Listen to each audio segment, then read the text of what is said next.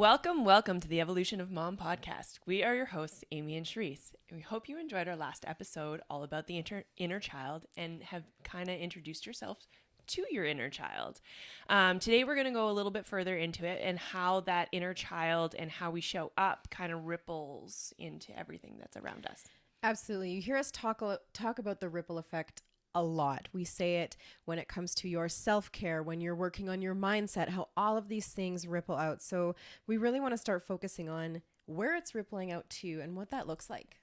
Absolutely. And it's kind of the interesting thing as you start doing this work is when you realize how much you're caretaking everybody else around you and you don't really focus on yourself and like take a look at your side of the street first, right? Mm-hmm. Take a look at what it is that's going on in your world. So often, especially in relationships, we have this tendency to look across the street, so to speak, at our partner's side of the street, and we're really good at picking out all the things that are going on their side of the street. But if we're not looking at like the trash and stuff that's on our side of the street, can we really judge them first? Mm-hmm. And it almost, when we're ignoring the piling trash on our side of the street, it almost makes theirs look bigger. Mm-hmm. All of a sudden, theirs is way more noticeable. The stuff they're doing or not doing on their side of the street is like exacerbated because ours is building so much. Yeah. It gets very stressful. It gets very stressful, right? And so often we get stuck in this relationship, and I know like a lot of us have, where we're like, it's your fault, it's your fault, it's your fault. And we also find ourselves wishing our partners would just do the work, wishing our partners, if our partners could be like this, then everything would be good. Yes. But we neglect ourselves and going, okay, hey, like maybe it's me. And when you do that, like maybe that's the catalyst that's needed for your partner to step up into growth, right? Maybe you showing up as your best self and recognizing your childhood wounds and where you're really trying to make that bid, then your partner shows up and your partner goes, oh, hey, like what I see what they're doing, I need to do it too, right? Mm-hmm. And it happens almost subconsciously. Mm-hmm. It's almost not necessarily a dialogue that happens all the time. I think it's a beautiful thing to have open dialogue around the relationships around you with what you're doing and how you're working on showing up. But it happens on a subconscious, almost energetic level. When we're doing these things for ourselves, we don't have to say, hey, I'm doing this, so you have to come along with me. You have to, shoulds, placing all this stuff externally on your partners, on your children, on your friends, on your family around you. It happens on a level that is so subtle that you almost need to trust that the work that you're doing ripples out without you forcing that ripple upon them. They see you showing up as a better version of yourself. It allows them, I don't even like to say makes, because I was about to say makes them, but it actually allows them to have that space to do it themselves on their own terms. Yeah. It gives them the space. And I think that's important, especially as women and as caretakers. We often want to fix other people. We want to save them. Like, how often do we go, like, don't let our kids make mistakes because we want to save them from making that mistake, right? But it's not our job to save them. It's our job to kind of show up as our best self and hold space for other people, right? Hold space for them, that if they fall, be like, okay, how do you feel about that? What could you have done better? Like keeping that space is it's a difficult thing because we do want to save people and protect them. Yeah. But if we're not focused on our side of the street, like that's the biggest thing as I like kind of step into the dating world, is making sure that I'm showing up as my best self, because who I attract is going to come into that relationship as their best selves, right? And a relationship can only work, and I only really want to work a relationship that's going to work that way. It's like I need to show up as my best self, or else this relationship doesn't work. Well, yeah, in the way that it could. You're closing up a lot of potential from your partner and from yourself if you aren't in a healthy space of you as the individual instead of molding, right? We tend to mold to our partners, especially when we're coming at it from a space of neediness I need a partner. I need this to feel good. I need this to feel whole. That blends into the relationship that you're creating. Whereas when two wholes can come together, when those solid me's can equal a solid we, it's so powerful. It is something though that's really difficult in a relationship, especially if you guys have always showed up in those patterns. So how do you like break those patterns and be like, you know what, I actually need to take a step back? Yeah, because focus on my side of the street, right? Which is difficult because when you get married, let's say, you maybe haven't done the solid me work, and maybe you start discovering it in your 30s, like me. Who's already married, who already has children, and who is changing the dynamic of the entire household by doing that. It cause ripples in a way that you wouldn't expect, because a lot of stuff starts to come up. Yep. And you don't have to be married to experience this. You can experience this in your friendships, your parents, even when you start setting new boundaries and setting new standards for yourself. It creates mirrors for people that sometimes they're not ready to see. So you do have to be ready for that. But if you two are in a healthy space, and I don't mean healthy like you're not struggling. Struggling is okay. Marriage has its ups and downs. Relationship has its ebbs and flows. You're very rarely growing at the same time. I had space to grow, and Chris had this moment of, hey, like, I see what's happening here. Okay, it's my turn to grow. And then he grew, and then I grew. It's kind of like a balancing act. It's not exactly, it would be perfect and beautiful if we just went together, but it's not really how life works. No. You grow at separate times, and it is a challenge, but it can be done. You don't have to come together. Like, if you've been established for 10 years, you've been married, you're like, oh, well, I'm already screwed then, because I didn't come in as my solid self and I don't know who I am. I'm recognizing my inner child. And who the hell is this guy sitting across from me now? Because he's obviously got inner child stuff that I didn't know about. Yep. It's okay. Yeah. It's okay. You can still do the work and still come together, but it does bring up a lot of challenges that if you two are, a solid unit, you can grow through it together. And I think that's the important part, right? Is that so often people think that they have to grow together, and they don't, right? Because it might be the catalyst, like you growing or your partner growing might be the catalyst that's needed for the other person to step up. Exactly. And so it's that, like, that give and take, right? Where most often, like, it's really easy to sit back and go, oh, maybe we're just not meant to be together because we're not growing at the same rate. But yeah, it doesn't have to be the same rate, right? It as long as there's progression and growth, like, that's the biggest thing. And I know, like, you and I have had a lot of conversations because we've had conversations about growth, and I'm like, I really don't know, because I had to do it on my own, and I haven't had that ability to, like, sit back and hold space for somebody else while they grow, right? And the biggest thing is, like, it's our partnership for me and you, business wise. Like, we have to grow at the same time, so that this is, like, the closest thing to a relationship that I have, where I sit back and I'm like, okay, so me being my best self and showing up as my best self trickles down, right? And then it sparks growth in both. So it's a reciprocal relationship. It is. And coming back to our analogy, it is very easy when you step into a growth journey to, if you're not prepared for it and not prepared for those thoughts that come in, to look at the other side of the street and be like, well, look what I'm doing. I'm doing all of this, and I fell into this. I completely did. Absolutely. Super guilty. I'm doing all of this to grow, and I'm doing this to better our lives, and I'm doing this for our children. I'm doing it for you. I'm doing it for our marriage. And what the hell are you doing over there? What are you doing? Yeah. Look at all your stuff on the side of the street. But it doesn't work that way. No. As much as you want to point out all the trash that you are now, learning to even see more of, that's not how they're going to clean up their street. Nope. They're going to look over at your street. They're going to see the garbage being picked away, the sidewalk getting cleaned up, the lawns becoming greener. And they're going to be like, hey, that's really beautiful. I think I want that too. And I want to be in a partnership with that. How can I make that happen? And this can all happen subconsciously. And then subconsciously, they will start cleaning up their street as well and showing up. And you focusing on you gives them the space to focus on themselves. Yeah. It's really incredible.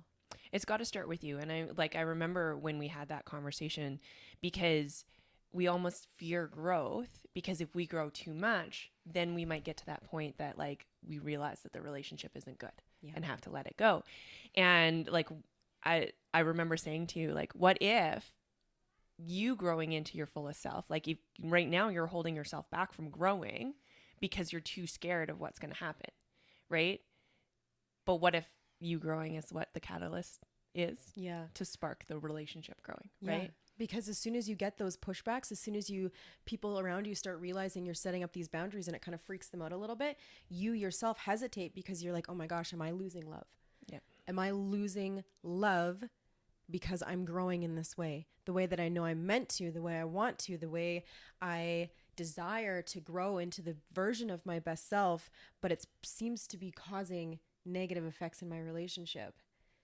And so it's very easy to sink back down.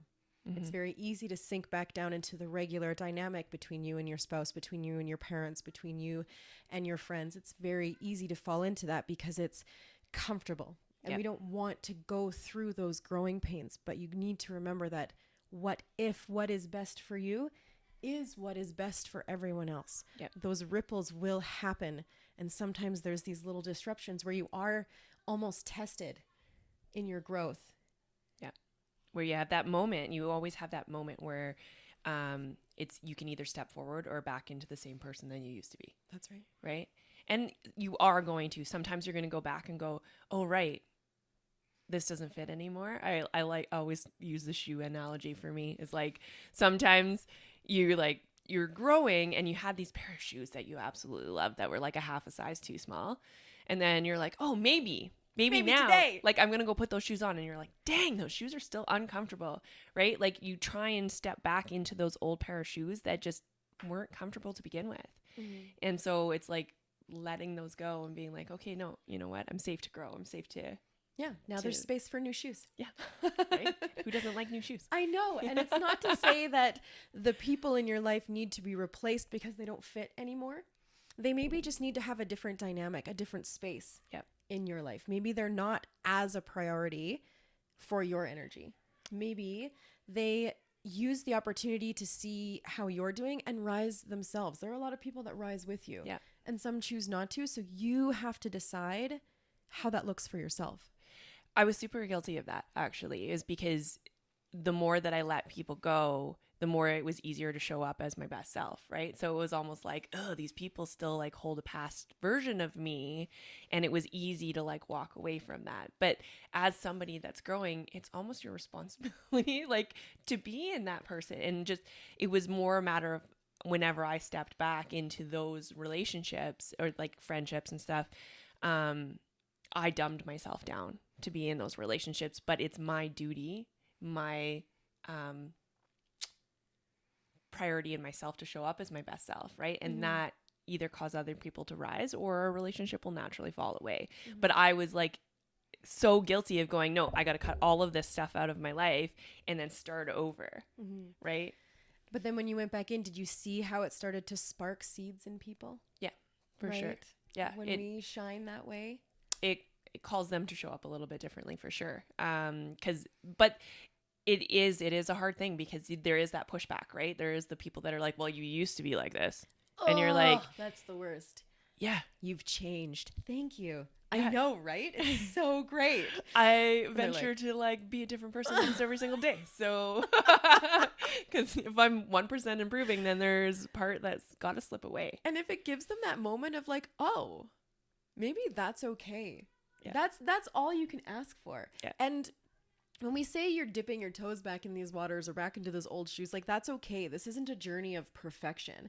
This isn't a journey of, not discovering how you work in these dynamics anymore. When you look at growth trajectory, it doesn't go straight up like this. It's like, oh, dip up. As long as the projection is still going upwards, you're fine. But there's lots of dips and ebbs and flows.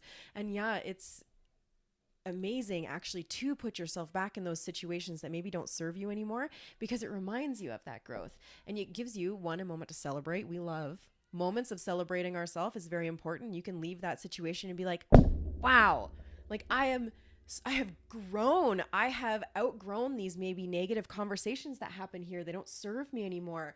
I have outgrown these things.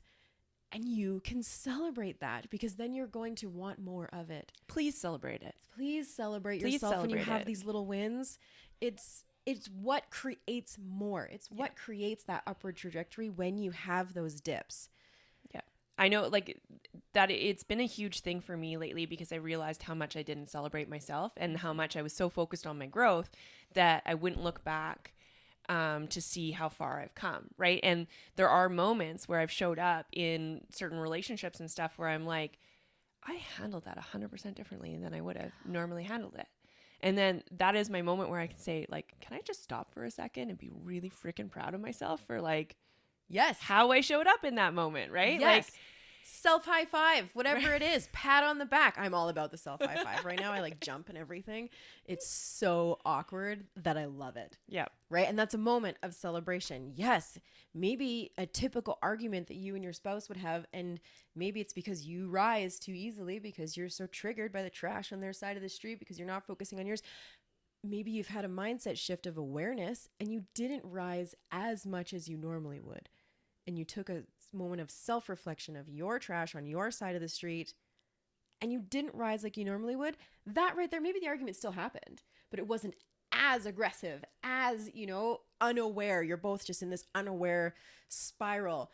That's a win. It's a win. And like, maybe you caught yourself halfway through and you were like, wait, I need to pause. I need a break. And we'll come back to this later. Maybe you had the whole fight, but afterwards you sat there and you recognized how, if you had that fight, how you would do things differently, right? Because that is one of the things, like, I still get triggered by my ex. And when I look back on it and I'm like, okay, how would I have shown up differently if I was to have this argument over again? Mm-hmm. And that is growth to me. Like, that is, it's okay to still be triggered. You're going to still be triggered. In fact, you want to be triggered because the trigger actually teaches you where you still have growth. But then celebrate the fact that you're like, even can acknowledge that trigger, Recognize the trigger. And for you, you might not necessarily need to or should go back to your ex and say, look, that's not what I needed to do or wanted to do, but you did that for yourself. Yeah. That's so important. Whereas in a relationship, in a marriage, if we get triggered that way, and even though the full blowout happens, if we can have a moment of coming back and being like, hey, that's not how I wanted to show up. I can recognize this. You can go to your partner and have a moment of vulnerability and say, look, that was an old pattern that I'm really working on breaking. I do not want to show up that way anymore. This is what I'm recognizing. Let's do better. Yeah. Yeah. I think so. It can be done. It can be done. These ripples, you can do it. It is. And really, like, in any we partnership, you have to show up as the me first. Like, that in itself, becoming who you are and really leaning into that is so important for the relationship as well, right? Like, and it doesn't matter what it is, whether it's a business relationship, whether it's a friendship, whether it's a partnership, whether it's your kids, you showing up as your best self gives them space to grow and show up as their best self as well. And that's, I mean, I've noticed such a huge difference in my kids and the way that I relate as a mother just by showing up as my best self. Yeah. Instead of sitting there and nagging at them and telling them, you have to do this and you have to do this and you have to do this and don't do that and blah, blah, blah, blah, blah. If I just kind of show up as the example that I want to be, they kind of rise as well. And it takes the whole situation down a notch. Yeah, it's beautiful. That's a really good example of how unconscious it can be, because it's not like we can talk to our kids so much in this way yet. They're still really young, but just seeing that unconscious effect that has, showing up as your best self, you're not having these conversations with them, but they automatically see and shift and grow along with you.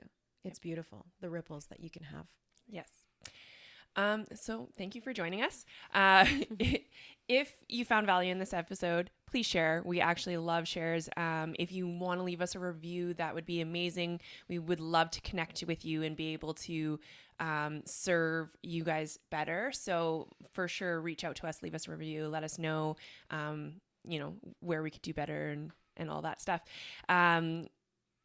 our episodes this month are going to kind of go a little bit more towards relationships because we've dove so much into our best selves and taking care of us first. And now we want to kind of bring in the relationships around us because we know that that is a big thing. And so we look forward to that. And as always, don't forget to put yourself first because you can't pour from an empty cup. That's right. Self-care is selfless. Thank you so much for being here. Please, like Cherie said, reach out, find us on social media, on Instagram. We love connecting with you. We have Bevies and BS. It's our live that we do every Thursday night. It's interactive, it's casual, it's fun. We would love to see you there. And as always, thank you so much to everyone at Next Level University. We couldn't be here without you. Have a good day. Bye. Bye.